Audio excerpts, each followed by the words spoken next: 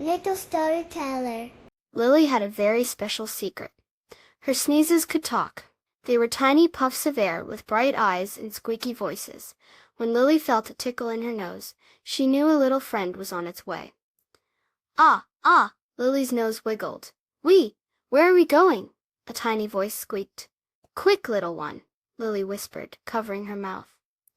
Go visit Barnaby. He's by the big oak tree in the garden. Got it! Oak tree! The tiny sneeze sprite zoomed out of Lily's nose with a tiny poochoo. Barnaby, a fluffy bunny with long floppy ears, was nibbling clover under the big oak tree. He twitched his nose when he felt a little puff of air tickle his whiskers. Hello, squeaked the tiny sneeze sprite, landing gently on Barnaby's nose. Barnaby giggled. It felt like a tiny feather. Just then, Lily walked over to Barnaby. Did my sneeze say hello? Lily asked, smiling. Barnaby nodded, his nose wiggling happily. It tickled. Suddenly Lily felt another tickle.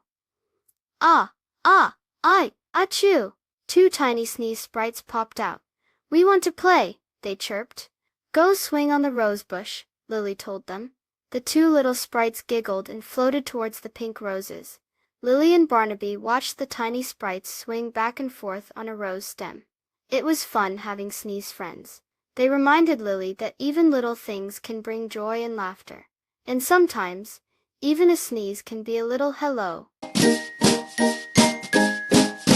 Please subscribe. Thank you.